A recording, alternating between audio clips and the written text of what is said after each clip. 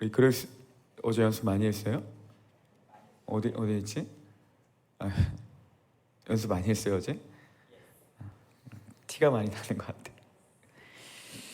네, 제가 작년에 그 읽은 책 제목이 있는데요. 이 책 표지에 이렇게 적혀 있었습니다.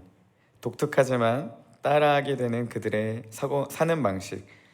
90년생의 뇌구조, 문화 트렌드, MZ세대 트렌드 코드. 00년생이 몰려온다. 90년생들부터 따라잡아라. 이런 제목이 있었습니다.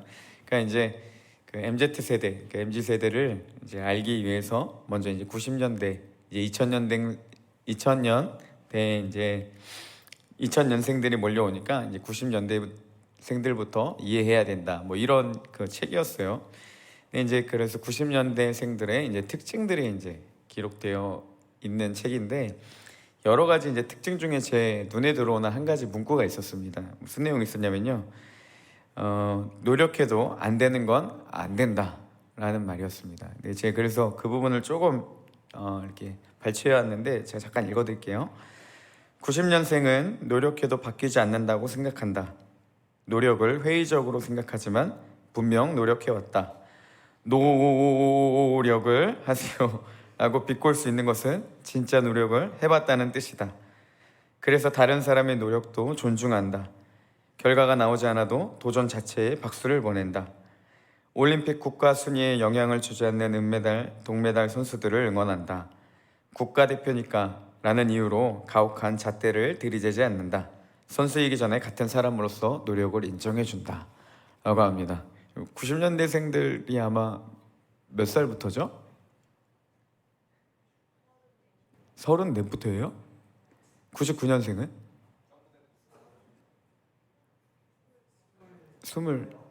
25이요? 아 그럼 뭐 많이 90년생이 있네요. 공감이 되시나요? 뭐 나는 잘 모르겠습니다. 뭐 어쨌든 막 그렇대요. 근데 이제 되게 한편으로 멋있었습니다. 여러분 그 노력 자체에 갈채를 보낸다. 저 이 말이 너무 멋있었어요. 가정을 중요시하는 세대다. 근데 이 전제가 어디로부터 왔냐? 제 마음이 굉장히 아팠던 게 이겁니다. 이 과정을 중요하게 여긴다라는 좋은 생각들이 어디로부터 왔냐? 노력해도 안 되는 건 안 된다라는 생각으로 왔다라는 거죠. 그게 좀 보면서 한편으로는 마음이 아팠습니다. 어떻게 보면 여러분 우리가 사는 지금 이 시대가요.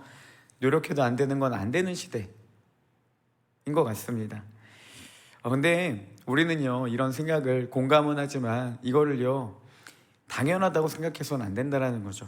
특별히 해봐도 안 된다라는 현실 속에서도 그리스도인들은 그래도 할 수 있다 라고 외칠 수 있어야 됩니다. 왜냐하면 그런 하나님의 기적을 꿈꾸고 기적을 살아가는 자들이 바로 예수 그리스도를 믿는 우리 그리스도인들이기 때문입니다. 제가 전에도 한번 이 기적이라는 말의 사전적인 의미를 같이 나눴던 것 같은데 두 가지로 이렇게 기록이 되더라고요. 네이버에 찾아보니까 상식으로는 생각할 수 없는 기이한 일, 이게 기적이에요. 상식으로는 생각할 수 없는 기이한 일이 기적이다. 그리고 이제 좀 약간 종교적인 색깔로는 어떤 의미가 있냐면 신에 의하여 행해졌다고 믿어지는 불가사의한 현상, 이게 기적이라는 겁니다. 그러니까 신에 의하여 행해졌다고 여겨지는 불가사의한 현상. 우리는 이렇게 해석할 수도 있겠죠. 하나님에 의하여 행해졌다고 믿어지는 불가사의한 현상, 이게 기적이고요. 이런 기적의 삶을 살아가는 자들, 그게 바로 우리 그리스도인이라는 사실입니다. 성경에는 이런 하나님의 많은 기적들이 기록되어 있습니다. 특별히 여러분 오늘도 계속 보고 있는 이 사도행전에만 봐도요, 기사, 표적이라는 말들로요, 많은 그런 기적의 그 역사들이 담겨져 있는 성경이 바로 이 사도행전입니다. 그 많은 사건들 중에서 오늘 이 3장에 나타나는 그 사건, 우리 지난번에도 나눴는데 이 걷지 못한 자가 걷게 되는 그 기적, 치유의 사건들을 더 살펴보면서 이 하나님의 기적에 대해서 오늘 말씀을 나누려고 합니다. 첫 번째로요, 기적은요 하나님이 일으키시는 겁니다.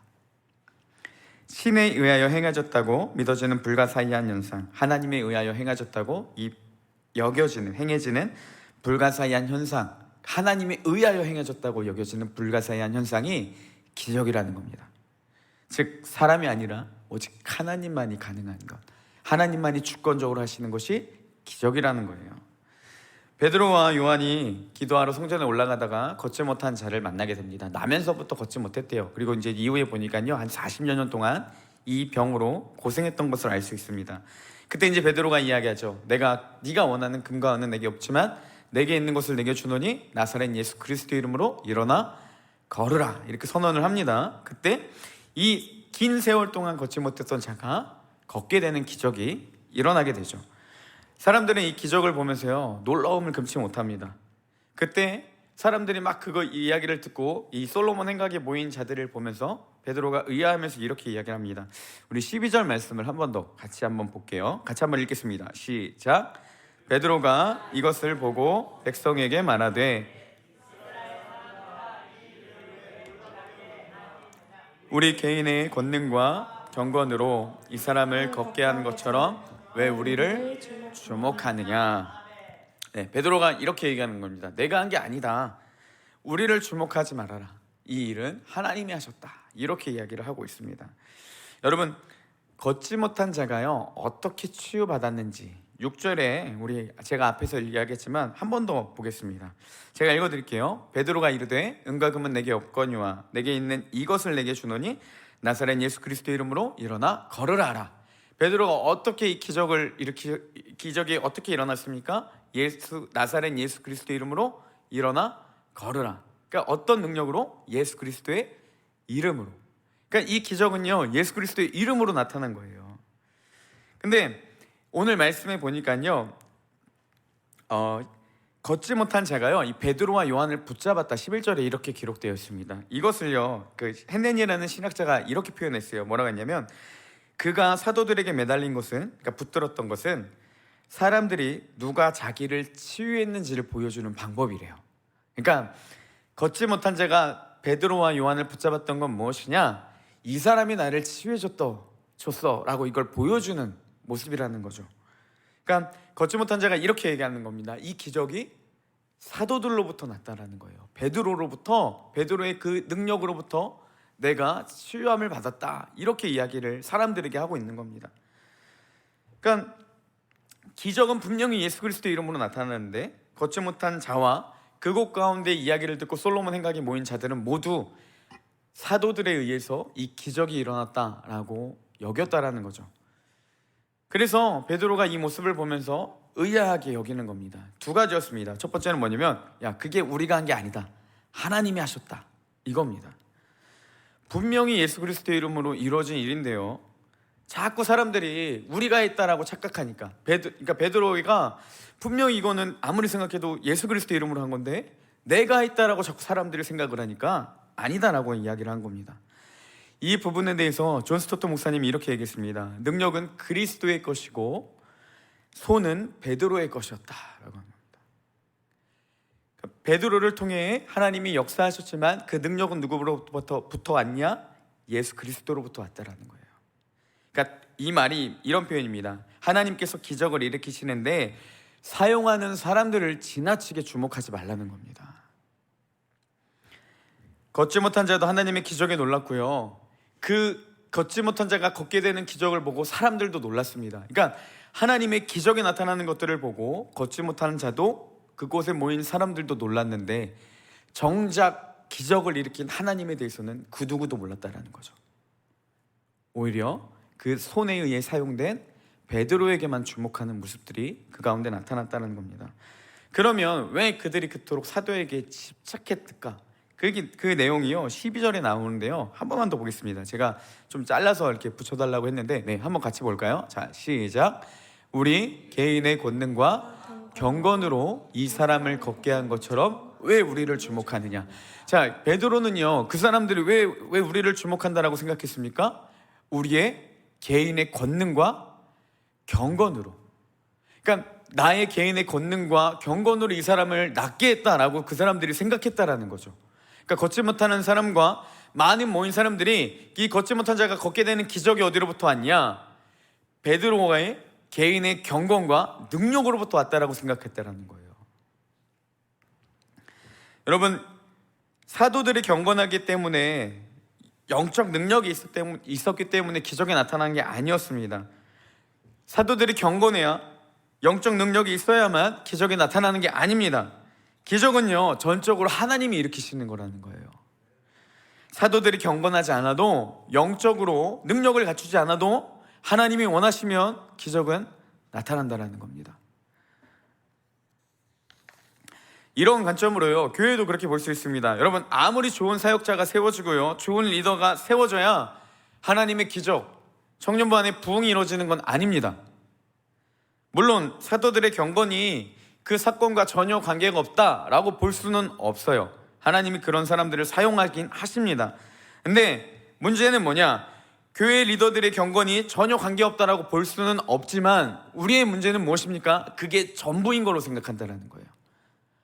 경건해야, 능력이 있어야 그 사람을 통해서 부흥이 이루어진다라고 생각을 한다는 거예요. 그렇기 때문에 우리가 날마다 조건이 붙지 않습니까? 좋은 리더들이 있어야 마을이 성공하고 셀이 부흥되고, 좋은 설교자가 있어야, 영적 지도자가 있어야 청년부가 부흥된다라고 생각합니다. 아니요, 그렇지 않더라도 하나님이 원하시면 기적은 일어난다라는 거예요. 그래서 우리가 이 전부인 것처럼, 마치 이것들이 전부인 것처럼 생각할 때 오는 오류가 어디로부터 오냐? 그래서 우리 교회는 안 된다는 거죠. 그래서 우리 교회는 이 사람 때문에 안 된다라는 겁니다. 여러분, 이렇게 생각하고 옳지 않은 리더들, 그리고 세워진 사람들을 보면서 낙심하고 좌절하는 게 교회 안에 끊임없이 일어나는 문제라는 거예요. 저는 그 사람들에게 이렇게 얘기해주고 싶습니다. 그렇게 생각하는 너 때문에 안 된다라는 거죠. 여러분, 우리가 그렇게 생각하는 내 자신의 그 생각 때문에 하나님의 기적을 제한해버린다는 겁니다.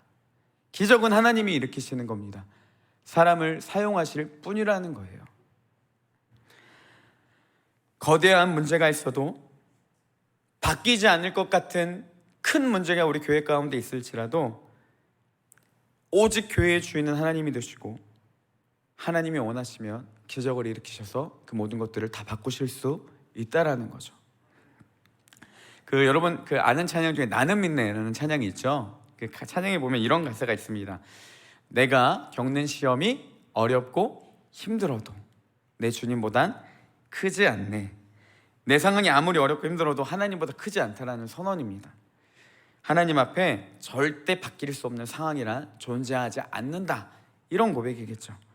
내 판단과 내 이성으로는요, 그 상황이 조금도 소망이 없어 보여요. 안 될 것 같아요. 그렇지만 우리가 그 가운데서 믿음으로 선언할 수 있는 게 무엇입니까? 하나님은 그 모든 것들보다 높으신 분이시고 불가능함이 없으신 분이시고, 다시 말하면 기적을 일으키기를 원하신다면 반드시 그것을 뛰어넘게 일하시는 분이 우리가 믿는 하나님이라는 겁니다. 그래서 구체적으로 이렇게 이야기합니다. 내 앞에 바다가 갈라지지 않으면 주가 나로 바다 위를 걷게 하신다는 거죠. 내 생각처럼 환경이 바꾸지 않으면요, 하나님은 나를 바꾸십니다. 우리는요, 맨날 잘못되게 이렇게 몰두하고 있어요. 바다가 갈라져야 돼. 바다가 갈라져야 하나님이 역사하시는 거야. 아니요, 안 갈라지면요, 하나님은 바다 위를 걸어가게 하십니다. 청년부를 위해서 헌신하다가 안 바뀌잖아요. 하나님 적어도 그 자신 하나 바꾸신다라는 거예요. 하나님은 반드시 바다와 같은 문제 가운데서 우리를 능히 걸어가게 하시고 열리게 하시고 그것들을 뛰어넘게 하시는 분이 바로 우리가 믿는 하나님이라는 겁니다. 여러분, 사역을 하다 보면요, 정말 거대한 벽에 수도 없이 많이 부딪힙니다. 아마 그것 때문에 마음에 상처받으신 분들도 많을 거예요. 계란으로 바위치는 것 같은 그런 해봐도 안 되는 상황들 반드시 일어납니다. 그러면요, 진짜 그런 현실에 부딪힐 때마다 느끼는 거 있지 않습니까? 낙심되고 아무것도 하기 싫은 무기력함에 빠지게 됩니다. 변화라는 조금도 생각할 수 없는 상황 가운데서도 낙담하고 힘들 때마다, 여러분, 제가 그때마다 붙잡는 한 가지 확신이 있습니다. 사역을 하다가 막히는 것 같고 사람들은 아무리 변하지 않을 상황 가운데서도 여전히 제가 사역에 힘을 줄 수 있는 이유는 무엇이냐면요, 다 바뀌지 않아도 하나님은 나 하나 바꾸신다라는 거예요. 상황이 아무것도 바뀌지 않고 여전히 나를 미워하고 모함하는 사람들이 있어도요, 그것들을 통해서 하나님은 적어도 나 하나 바꾸신다라는 겁니다. 우리 청년부를 위해 열심히 사역하시는 청년들 많이 있습니다. 세상에 치이고 교회 지체들에게 치이고, 때로는 왜 나만 희생해야 되고 왜 나만 참아야 되고 왜 나만 맨날 그렇게 당해야 되는지, 낙심하고 속상하신 분들 아마 많을 겁니다. 여러분, 그 속에서도 제가 감히 이렇게 이야기하고 싶습니다. 여러분, 좌절하고 낙심하실 필요 없습니다. 하나님은요, 반드시 그 헌신 기억하시고 그대로 갚아주십니다. 내 사역에 아무런 열매가 없는 것 같아도, 아무리 두드려도 깨지지 않는 것 같은 현실, 그 문제 앞에서도, 환경과 상황, 교회가 바뀌지 않아도요, 그 안에서 하나님은 반드시 적어도 그 자신 하나는 바꾸신다라는 거예요. 여러분, 나 하나 바꾸시는 하나님의 은혜면 충분하지 않습니까? 그거면 된 거 아니에요. 우리가 아무것도 바뀌지 않아도 하나님이 나를 다듬으시고 나를 연단하시고 나를 변화시키시는 그 은혜 하나면 충분하지 않겠습니까? 그걸 알면요, 갈 수 있다라는 거예요. 사람에게 상처를 받고 낙심되는 상황 가운데서도 힘을 낼 수 있는 용기, 바다 위를 걷게 하시는 그 하나님, 갈라지지 않으면 그 위를 걷게 하시며 우리를 능히 건너가게 하실 그 하나님, 그분을 바라보고 믿을 때, 그분을 신뢰하며 나아갈 때 우리는 그 모든 상황들을 뛰어넘어 하나님 안에서 새롭게 되는 은혜를 누리게 된다는 것입니다. 그래서 이 믿음을 가진 자들이 후렴에 이렇게 고백합니다. 나는 믿네 주의 능력으로 내 삶 새롭게 되리. 나는 믿네 주의 능력으로 담대히 나아가리라. 주와 함께 싸워 승리하리라. 날마다 믿음으로 나 살아가리. 여러분, 우리가 하나님께 나아가는데 방해되는 상황이 있습니까? 하나님의 일을 하는데 부딪히는 거대한 벽이 혹시 있지는 않으십니까? 그래서 좌절하고 포기하고 사람들에게 상처받고 미움이 가득하고 그런 낙심 가운데 있지는 않습니까? 그런 이유로요, 반드시 기억해야 할 것, 우리가 그 이유로 하나님과 멀어져서는 안 된다는 겁니다. 주저앉아서는 안 됩니다. 하나님을 신뢰하시고 믿음 가운데 그 길을 걸어가실 때 기적을 일으키시는 하나님의 놀라운 능력이 내 안에 주어지게 된다는 사실입니다. 사람을 바라보며 흔들리는 것이 아니라 그 가운데서도 기적을 일으키시는 주님을 바라보기를 예수님의 이름으로 축복합니다. 그래서 하나님의 기적을 믿음으로 낙심의 자리에서 일어나서 바랄 수 없는 중에 바라고 소망할 수 없는 중에 소망을 품으며 하나님께 나아가서 정말 그 살아계신 하나님의 기적을 날마다 삶으로 살아내는 우리 사랑하는 청년들 되기를 주님의 이름으로 축복합니다. 이렇게 하면 되나요? 오케이. 네, 제가 이청 리더들에게 물어봤습니다. 좀 아멘 좀 해주세요 라고 했더니 끝을 올려야 된대요. 그래서 축복합니다 이렇게 올리면 아멘 해주기로 했습니다. 계란 소리를 또 했네요. 네. 자, 베드로가 이상하게 여긴 두 번째 이유는 무엇이냐? 여러분, 걷지 못한 자가 걷게 된 걸 왜 이상하게 여기냐는 거예요. 사람들이 걷지 못한 자가 걷게 되는 걸 보고 이상하게 여겼습니다. 근데 베드로는 그게 이해가 안 되는 거예요. 야, 걷지 못한 자가 걷게 된 게 왜 이상해? 무슨 뉘앙스인지 이해가 되시나요? 여러분, 하나님은요 능히 하실 수 있는 분인데 왜 그걸 이상하게 여기냐는 것입니다. 여러분, 앞에서도 계속 이야기했지만요, 그리스도인들은 기적을 살아내는 자들입니다. 그리스도인의 삶은요 늘 기적으로 가득한 삶이라는 거예요. 이번 주 목요일에 제 아들이 8살이거든요. 이제 하준인데, 하준이랑 이제 침대에 누워서 이제 제가 재워주는데 보통 이제 막 성경 이야기 막 해주고 그다음에 이제 이야기를 하다가 그 아이의 이름에 대해서 이제 이야기를 하게 됐어요. 이제 가끔 얘기해주거든요. 하준아, 네 이름은 이래이래해서 이런 이름으로 하나님 주셨어라고 이야기를 해줍니다. 그래서 이제 그날도 설명해줬습니다. 하준아, 하준이가 엄마 뱃속에 있을 때 하나님이 우리 가정에 얼마나 많이 채워주셨는지 몰라.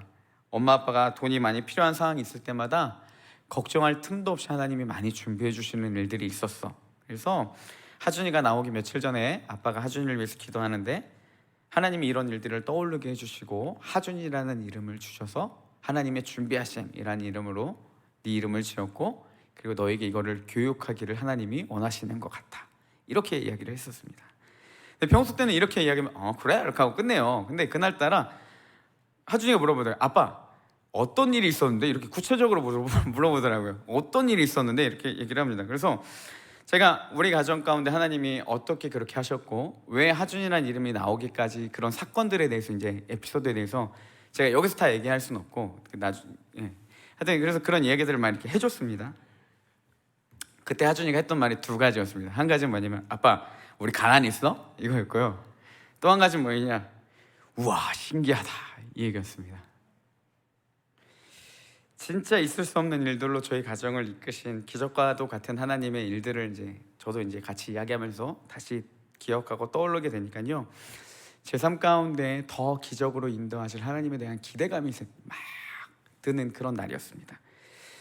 이번 주 목요일에 또 그 낮에 또 한 청년을 만나는데 전에 같이 이제 사역했던 친구였는데요. 그 친구랑 이제 밥 먹으면서 막 이런저런 얘기를 나누는데 그 친구가 이런 얘기를 했었어요. 목사님, 정말 있을 수 없는 일들이 많이 일어났던 한 해였습니다. 이런 얘기를 했었습니다. 청년부를 담당하면서 여러분 제가 최대한 담대하게 당당하게 그런 모습을 보여주려고 노력은 하는데 사실 제 안에 얼마나 많은 두려움들이 엄습하는지 모르겠습니다. 선택하는 과정 하나하나도요 다시 돌아보게 되고 또 가볍게 했던 것들 다시 기억하고 떠올리고 좀 그런 많은 어려움들이 있는 것 같아요. 그때마다 이 제 삶 가운데 기적을 일으키셨던 그 하나님을 기억하면 마음이 두려움에서 평안함으로 바뀝니다. 내가 잘할 수 있을까? 내가 이것들을 해낼 수 있을까? 자꾸 그런 두려움 가운데 하나님이 그때도 기적으로 일으키셨던 것처럼 내 삶을 은혜로 기적으로 이끄실 거야 라는 생각이 드니까 그 하나님이 두려운 마음 그리고 불안한 마음이 하나님에 대한 기대하는 마음으로 이렇게 바뀌게 되는 것들을 종종 이렇게 발견하게 됩니다. 여러분 제가 다른 건 잘 몰라도요 그 하나님은 확실하게 알고 있습니다. 하나님의 때를 기다리며 주어진 일들 가운데 끊임없이 일하고 기다리는 자들, 마음의 무거운 생각들을 이겨내고 버티다 보면 하나님은 반드시 우리를 은혜로 인도해 주실 것이라는 사실이죠. 우리는 기적을 살아내는 자들입니다. 매 순간의 삶이 하나님의 기적으로 가득한 자들, 이게 그리스도인의 마땅한 삶의 반응입니다. 왜냐하면 하나님이 기적 그 자체이시기 때문에 그분과 동행하는 삶은 당연히 기적으로 가득할 수밖에 없습니다. 우리 주변에 예수님을 막 경험한 사람들, 막 기적에 나타났던 사람들, 막 그런 이야기들 들으면서 와 진짜 대단하다라고 생각하는 사람들이 있지 않습니까? 여러분 그 사람들을 이야기를 들으면서요 그들이 마치 특별한 사람인 것처럼 우리가 의아해 버린다라고 한다면 기적을 경험해보지 못한 내 모습을 보면서 오히려 의아해하게 여겨야 된다는 겁니다. 기적을 경험한 사람들을 보면서 이상하게 여겨야 되는 게 아니라요 그런 기적을 경험해보지 못한 내 자신을 이상하게 여겨야 된다는 거예요. 하나님은 자기를 알리시기에 안달이 나신 분이십니다. 우리는 하나님이 보이지 않고 느껴지지 않고 살아계심에 대해서 수도 없이 의심하고 왜 하나님 우리에게 안 보여주냐라고 반문하겠지만 하나님은요 여러분 성경에도 보면 하나님은 자신을 어떤 분이신지 알려주기 위해 안달이 나신 분이에요. 상상을 뛰어넘는 일들로 놀라운 기적으로 친히 자신을 살아계심을 우리에게 알려주기를 원하시는 분이십니다. 하나님은 걷지 못한 자의 기적을 통해서요 예수 그리스도를 알기를 원하셨습니다. 그분이 어떠한 분이신지 그들 가운데 나누기를 원하셨다는 거예요. 그래서 베드로를 통해서 그 복음이 다시 전해지기 시작합니다. 이 외에도요 사도행전의 곳곳에 보면 복음이 전해지는 곳마다 하나님의 말씀이 선언되는 곳곳마다 표적과 기사가 동일하게 나타나는 것들을 볼 수가 있습니다. 여러분 하나님은요 우리에게 맹목적인 믿음을 원하지 않으십니다. 주입식 교육과 같은 믿음을 요구하지 않으세요. 하나님은 우리에게 얼마나 자신을 나타내기를 원하시는지, 우리가 얼마나 예수 그리스도를 알기를 원하시는지 우리보다 더 간절히 우리가 알기를 원하신다라는 사실입니다. 하나님의 살아계심의 기적과 하나님의 말씀이 삶으로 나타나는 놀라운 기적이요 매일매일의 삶 가운데 나타나야 된다는 겁니다. 하나님과 친밀함을 누리시고 그 기적적인 하나님을 믿는 믿음이 우리의 삶 가운데 나타나서요 말도 안 되는 말씀이 실제로 우리의 삶에 기적처럼 나타나는 그 놀라운 삶을 살아가는 우리 청년들이 되기를 간절한 마음으로 소망합니다. 그러면 이제 마지막으로 기적은 어떻게 이루어지냐는 것이죠. 두 번째입니다. 기적은요 믿음으로 나타납니다. 우리 16절 말씀을 함께 보겠습니다. 같이 한번 읽어볼까요? 자, 시작. 그 이름을 믿음으로 예수로 말미암아 난 믿음이 너희 모든 사람 앞에서 이같이 완전히 낫게 하였느니라. 아멘. 네, 베드로는요 걷지 못한 자가 낫게 된 이유가 무엇이라고 이야기하고 있습니까? 예수 그리스도를 믿는 믿음이다 라고 이야기를 합니다. 여기에 대해서는 조금 이야기가 있어요. 이 믿음이 그럼 누구 믿음이냐는 거죠. 걷지 못한 자의 믿음이냐, 아니면 이 사도들의 믿음이냐는 겁니다. 아니면 이 세 명 모두의 믿음이냐, 여기에 대해서는 조금 의견이 갈리기도 합니다. 근데 저는 걷지 못한 자 플러스 베드로와 요한, 이 세 명의 모두의 믿음이다 라고 보고 있습니다. 그러니까 그 세 명의 믿음이 걷지 못한 자가 완전히 치유되는 기적을 일으켰다라는 거죠. 왜냐하면 이 두 가지 이유가 있습니다. 제가 이 세 명의 믿음이라고 보는 이유는, 첫 번째는 뭐냐면, 걷지 못한 자가 고침받게 되자 어떤 일이 제일 먼저 있습니까? 성전에 들어가서 하나님을 찬양했습니다. 그리고요, 사도행전 14장 9절에 보면요, 이 루스드라에서 동일한 사람입니다. 동일한 게 아니라 비슷한 그 병에 걸린 사람인데, 나면서부터 걷지 못한 자가 또 나와요, 루스드라에서. 그때 바울이 그를 고쳐주는 장면이 이렇게 기록되어 있습니다. 제가 읽을게요. 바울이 말하는 것을 듣거늘 바울이 주목하여 구원받을 만한 믿음이 그에게 있는 것을 보고, 그리고 치유하게 됐다는 겁니다. 그러니까 구원받을 만한 믿음이 그에게 있는 걸 보고 그가 치유를 받았다는 거예요. 예수 그리스도의 믿는 믿음으로 인해서. 그러니까 이런 정황상요, 이 오늘 말씀 3장의 치유받는 믿음에 이 사람의 믿음도 포함되어 있다라고 볼 수가 있다라는 거죠. 근데 왜 우리가 그걸 인정하는데 조금 의아해하냐? 치유받은 건 맞는데 이 사람이 온전히 하나님을 믿는 사람은 아닌 것 같아요. 왜냐하면 이 기적이 누구로부터 왔다라고 생각했습니까? 이 걷지 못한 자가 사도들로부터 왔다라고 생각을 했거든요. 그러니까 믿음은 있을지라도 이 믿음이 성숙한 믿음은 아니었던 것 같아요.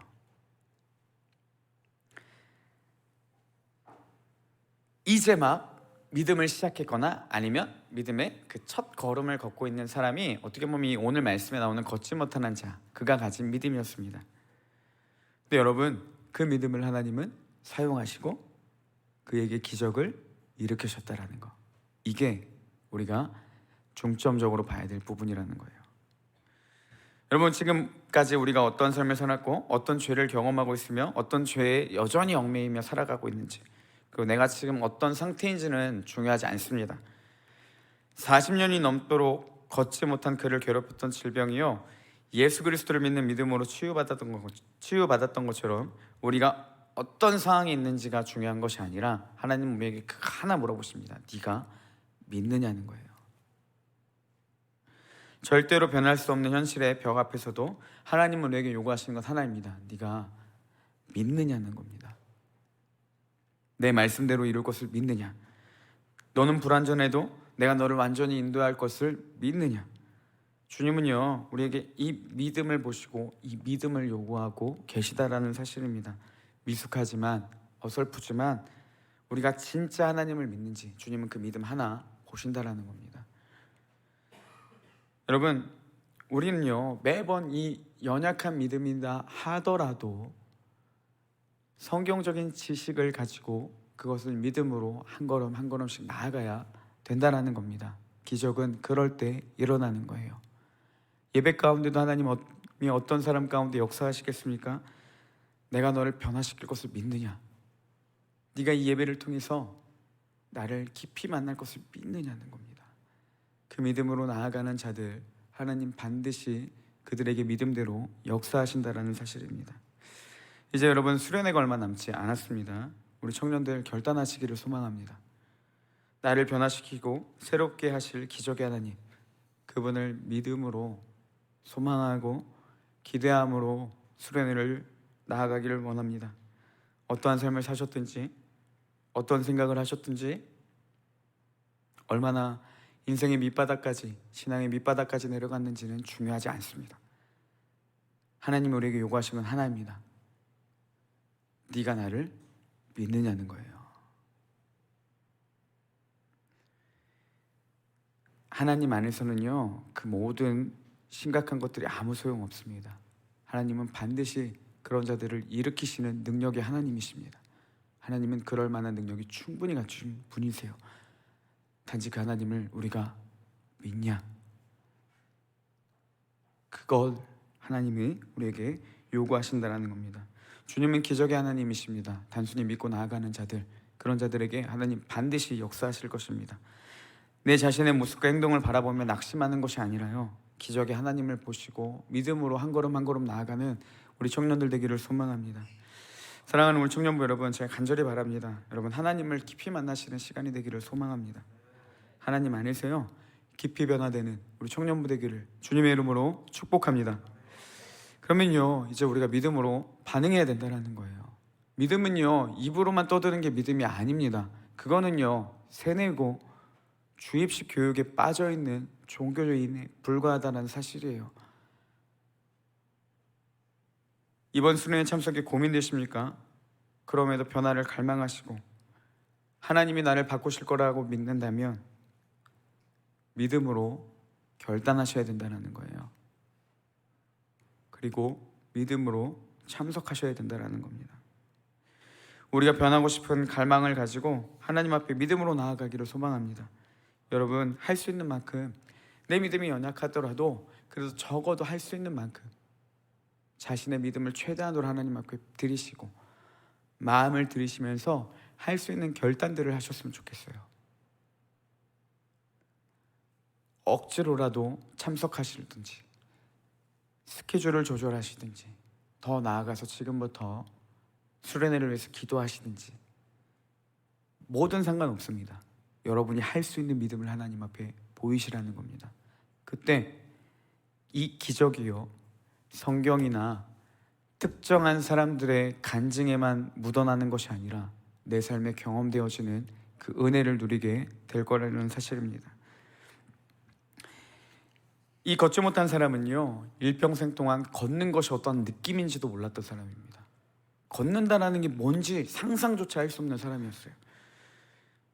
하지만 그에게는 미숙하더라도 예수 그리스도를 믿는 믿음이 있었습니다. 그때 그가 전혀 한 번도 예상해보지 못한, 전혀 상상으로도 생각할 수 없었던 걷게 되는 놀라운 기적이 일어났다는 겁니다. 미숙하지만 우리의 그 믿음이 있을 때 하나님은요 우리가 생각하는 것 이상으로 전혀 지금까지 경험해보지 못했던 놀라운 일들로 하나님은 우리를 반드시 바꾸실 겁니다. 하나님은 그런 분이십니다. 사랑하는 우리 청년부, 진짜 마음 다해 부탁드립니다. 이 시간 이제 찬양 좀 나와주시고요, 함께 찬양하고 기도할 텐데요, 우리가 하나님 앞에 믿음으로 결단하며 좀 준비했으면 좋겠습니다. 이런 찬양을 드릴 거예요. 이 가사에 보면 이런 내용이 있습니다. 우리 주님은 능치 못한 일이 없으신 분이라는 것. 주의 말씀 의지하여 깊은 곳에 그물을 던질 때, 우리가 미숙하고 적은 믿음이지만 우리가 하나님 앞에 반응하며 나아갈 때 오늘 그가 놀라운 일을 이루실 것들을 보라는 겁니다. 믿음은요 이거 믿고 그냥 가는 겁니다.